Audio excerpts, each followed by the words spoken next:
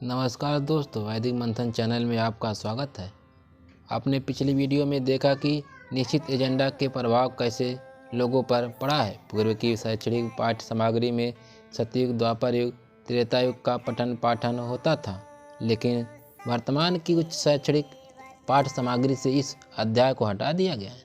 लेकिन कहीं कहीं इन युगों की पढ़ाई कराई जाती है। हर देश में शीर्ष नेतृत्व का लेखन अपने अपने मनस पटल पर बैठी सांप्रदायिक संस्कृति की ओर चले जाना स्वाभाविक है। भारत की जो द्वितीय सभ्यता प्रारंभ होती है, उस सभ्यता का नाम वैदिक सभ्यता है। लिखने वाले लोग साहित्यिक पुस्तक वेद का सहारा लेकर लिखे हैं। उस वेद पुस्तक को ही देखना होगा। क्या ये लाखों साल पुराने हैं या ईश्वरीय पुस्तक मानते हैं? तो वो लोग बताएं कि जमीन की खुदाई होने के बाद उस पुस्तक से लिखित बातों के अनुसार उसकी भाषा, लिपि और सभ्यता प्राप्त हो रही है। आइए आज इसके आगे देखते हैं। पहली पुस्तक अद्भुत भारत। पहली पुस्तक अद्भुत भारत, लेखक हैं A.L. वासम, इतिहासकार विभाग लंदन। पुस्तक हैं शिवलाल अग्रवाल एवं एंड कंपनी, आगरा। लेखक महोदय अपनी पुस्तक के पेज नंबर 19 पर लिखते हैं कि प्राचीनतम भारतीय साहित्य साक्ष्य जो हमें प्राप्त है वह ऋग्वेद है, जिसके अधिकांश भाग की रचना ईसा पूर्व द्वितीय शताब्दी के उत्तरार्ध में की गई थी। यह स्पष्ट ही आक्रमणकारियों की कृति है जो उत्तर पश्चिमी भारत के मूल निवासियों पर उस समय तक अपना पूर्ण आधिपत्य स्थापित नहीं कर पाए थे। भारत पर आक्रमण करने वाले अपने को आर्य कहते थे, जिसका सामान्य अंग्रेजी भाषांतर आर्यंस होता है। इस किताब के पेज नंबर 20 में लिखा है, ईसा से लगभग 2000 वर्ष पूर्व पोलैंड से मध्य एशिया तक विशाल घास वाले मैदान में अर्ध आयावर बर्बर लोग रहते थे, जो गोरे और लंबे थे। कालांतर में इन्हीं में से कुछ लोगों के समूह से सिंधु सभ्यता पर आक्रमण किया। भारत पर आर्यों का आक्रमण कोई एक क्रमबद्ध कार्य नहीं था, वरन इसमें कई शताब्दियां लगीं। आक्रमणकारी नगरों में बसे और हड़प्पा तथा मोहनजोदड़ो के पतन के उपरांत पंजाब और सिंध जैसे छोटे छोटे भाग गांव में परिणत हो गए। हड़प्पा के पतन के उपरांत 1000 वर्ष से भी अधिक समय तक भारत पुरातत्व सामग्री की दृष्टि से पूर्णतः रिक्त रहा, जिसकी पूर्ति इस समय केवल साहित्यिक सामग्री से ही हो सकती है। इसी किताब के पेज नंबर 21, 22, 23 और 24 में लिखा है, ईसा पूर्व द्वितीय शताब्दी में जिन लोगों ने भारत में प्रवेश किया, उनमें भरत कबीला प्रमुख था। ये लोग मुख्यतः पूर्वी पंजाब तथा सतलुज और यमुना के मध्यवर्ती भागों में बस गए, जो बाद में ब्रह्मावर्त के नाम से प्रसिद्ध हुआ। ये लोग यज्ञों के समय अपने देवताओं की प्रशंसा के गीतों की रचना करते थे। नवीन गिरोह में इनके मंत्र गीत कंठस्थ रूप से एक पीढ़ी से दूसरी पीढ़ी तक आते रहे और प्रथम शताब्दी के आरंभ में इन्होंने एक संकलित तथा क्रमबद्ध किया। उस समय तक के वे लिपिबद्ध नहीं किए थे। भारत में लेखन कला के विस्तार के बाद भी मंत्र बहुत कम लिखे गए। मंत्रों का यह संग्रह ऋग्वेद है।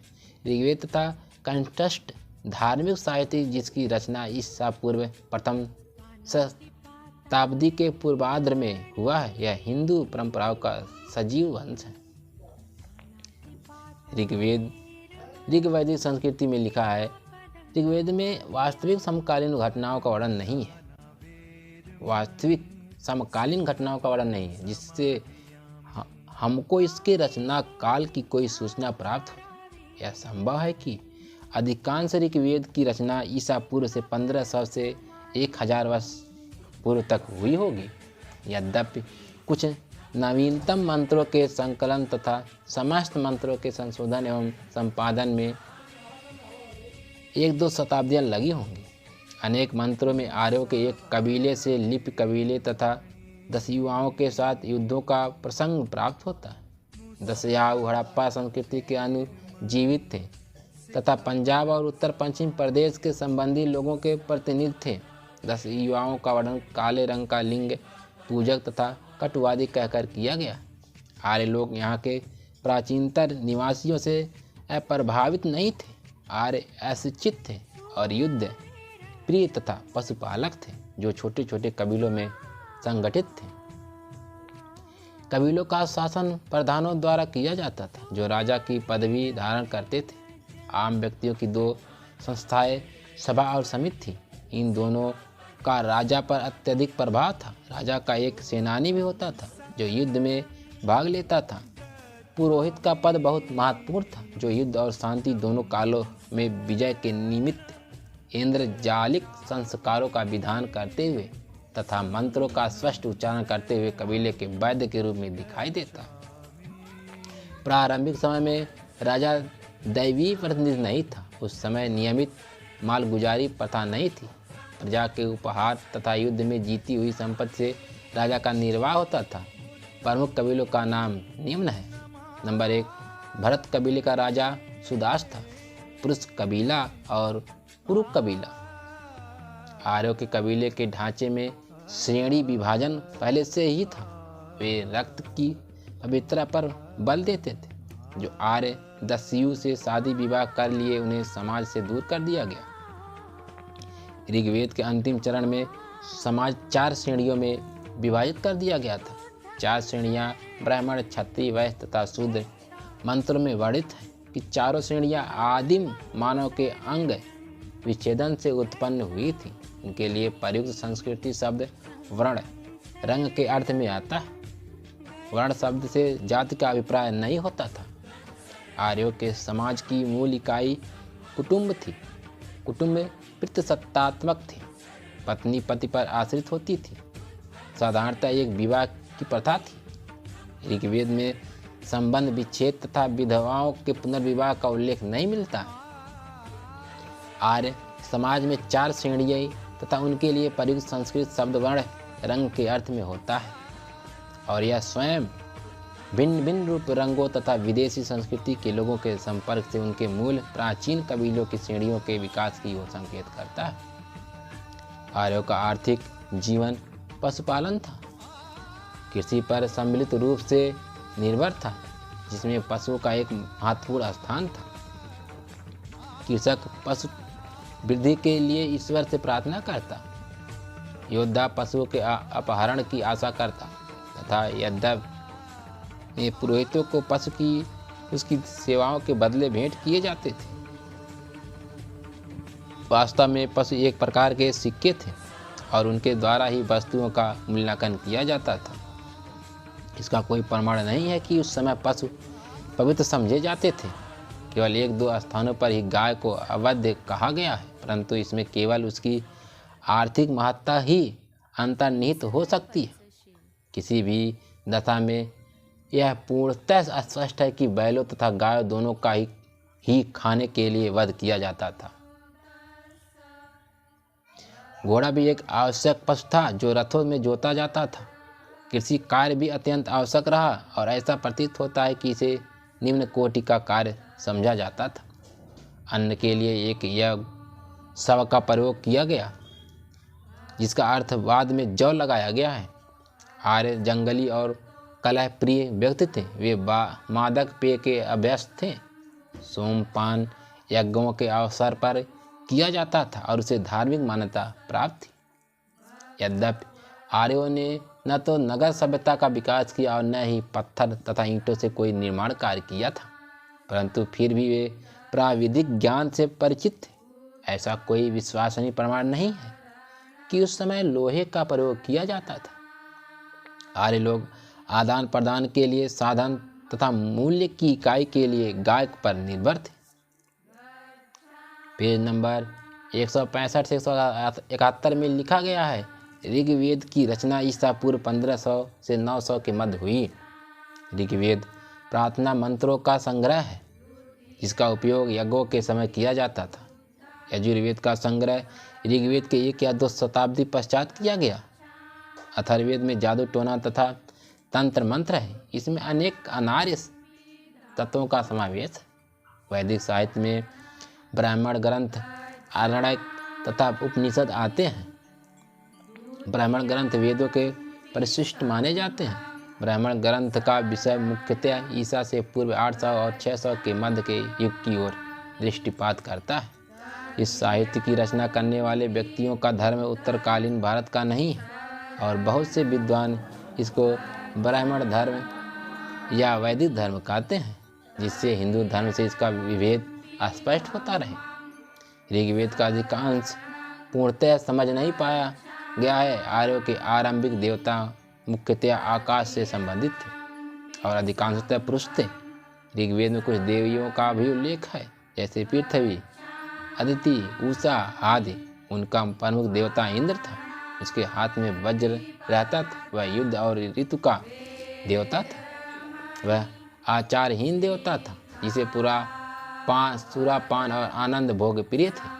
अन्य प्रमुख देवता सूर्य, पूषण, पशुओं का देवता अग्नि आदि। अग्नि देवता और मनुष्यों के बीच मध्यस्थता था, क्योंकि वह यज्ञ सामग्री का उपयोग करता और उसे देवताओं तक ले जाता था। वह गृह देवता भी था। सोम एक पौधा था, उससे सोम रस तैयार किया जाता था, जिसका पान केवल यज्ञों के समय होता था। वह अत्यंत शक्तिवर्धक प्रभाव रखता था। संभव है कि सोम भांग को कहा गया है, जो भारत के अनेक भागों में उत्पन्न होती है। वरुण भी एक देवता था, जिसे असुर कहा गया है। वरुण ऋतुओं का स्वामी था। वह पाप का कठोर दंड विधिता था। रुद्र देवता पर्वतों में रहता था और सामान्य रूप से वह भय का विषय था। वायु पवन का देवता था। अनेक आर्य देवता भी थे। यज्ञ आर्यों की धर्मास्था का केंद्र यज्ञ था। यज्ञ का प्रधान लक्ष्य वर प्राप्ति हेतु देवताओं को खुश करना था।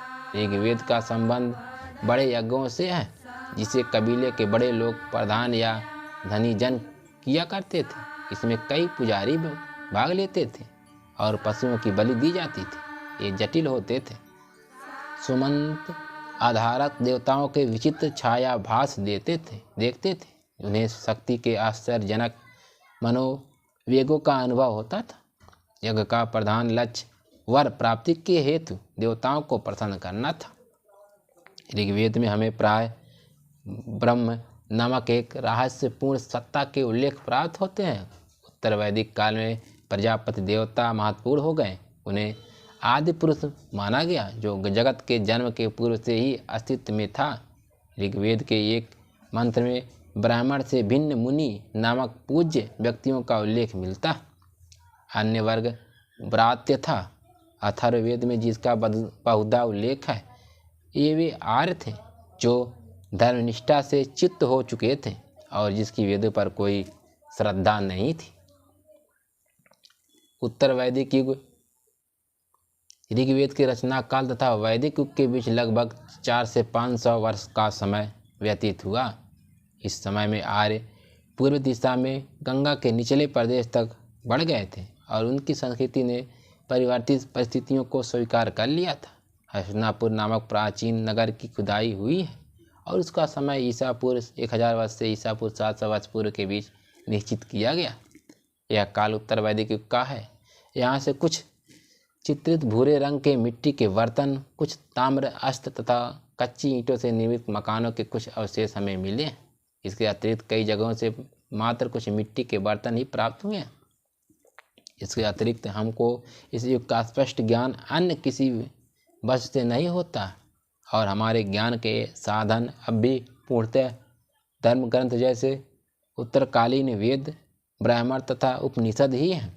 बाद की शताब्दियों में आकर इन ग्रंथों के मौलिक कथन में प्रक्षिप्त अंशों की मात्रा इतनी अधिक हो गई है कि इनको ऐतिहासिक रूप से देखकर साधारण की स्वीकृति प्राप्त करने में अभी तक कोई भी प्रयत्न सफल नहीं हो पाई है।